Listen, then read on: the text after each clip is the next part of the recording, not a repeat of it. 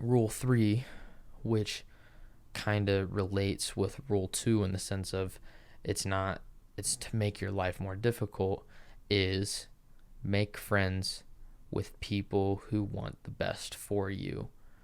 And part of that is just being around specific environments can drag you down. And that he brought up several situations that kind of relate to both Rule 2 and 3, where you can develop positive feedback loops. Like with alcohol, you keep drinking, and the whole reason you drink is you want the original rush of the alcohol level spiking in your blood. And then you keep drinking because you want to keep that level high. You don't want to plateau. You don't want to ride it out because you like that feeling of not being in control. So you go harder and harder, and you keep drinking until you finally have to start sobering up, and then you go to sleep. And then you wake up, and people say the best medicine, quote unquote, the best medicine for a hangover is to drink. So you're curing your disease with the disease. So it's a positive feedback loop that just kind of keeps rotating and digging a deeper hole.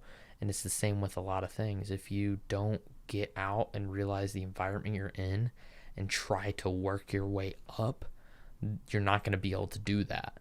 So you got to be self-aware and of the environment and the people you're around. I think everybody at this point has seen like the quote that you're the average of the 5 people you hang around with the most. So it's like you gotta put yourself in the right environment, because the friends that you're around are what's gonna bring you up or down, and it can go either way. You think that bringing someone lower into your life is you're gonna help them, and in our reality, most of the time, and there's actually been studies to show this, that psychologically and between habits and stuff like that, trying to help someone that's lower on the totem pole in some form or another with terrible habits or bad work ethic or this and that, trying to help someone like that when you're already good at it can actually drag you down instead of bringing them up.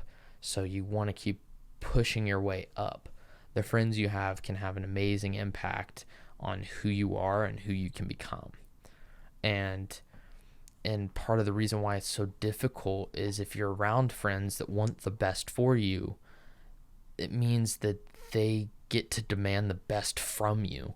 So it doesn't make life easy. It makes life more difficult because you have to actually go out and prove yourself. You can't just become a slob, because if you have good people around you, they're going to keep pushing you to do better. And that's part of the thing with human psychology and like wanting to have that form of competition. That's part of it. If you're around other people that have amazing habits, or working out every day, or businessmen, or making a bunch of money, or doing this and that, or salesmen, or something along those lines, entrepreneurs, and they're obviously putting in overtime or doing this and working really hard to provide for their family or this and that, or try to bring themselves into a higher level, you're going to want to do the same. So it's just like you got to find that right form of feedback loop and not dig yourself down and slowly work yourself up. All right, so I feel like that was a good breakdown. I don't want to get on a rant on any of these too well. I know I'm not a psychologist, but I'm trying to break it down as best as I can, and I feel like this book is kind of amazing because some of it is so simple, but it also relates to so many other things in life, between like habits and other stuff I've talked about on the podcast and stuff I've tried doing myself. But at the same time, this book was able to kind of open my eyes to stuff a little more. And I feel like part of it was because I've already kind of looked up to this person as an author and his work, that reading this book and having him be able to break down some of this stuff was an amazing amount of information. I think on Audible is like 15 hours or so of reading. It was so worth it, and I can't wait to read his other books. But Rule 4, compare yourself to who you were yesterday, not to who someone else is today. And I know that I am 100% guilty of this. And I've seen it within the past couple months. And I feel like reading this book opened my eyes and a few other things within the past month or two has kind of woken me up to my own self-doubt and criticism, because it's become a negative result. I started digging myself my own hole, and part of it was because I would look up to people that have done so much in their life, and I'd be comparing myself to people, to where they are and where I am, for no good reason. And I've seen certain things kind of help dig me out between this and I'll say Gary V's content. Some of his stuff is really cool, because some of the things I compare myself, for some reason I feel like I gotta be successful, and I feel like in my own right I have been successful for someone my age, but for some reason in the back of my mind I feel like I should be somewhere else. But I'm also comparing myself to people that are possibly, depending on who I'm talking about, 7, 10, 20, 30 years older than me, that have been able to do some amazing things. And part of that is just because they've had the time to work on something for almost a decade possibly, and they've been working on it, and they've been able to build a network and do this and that.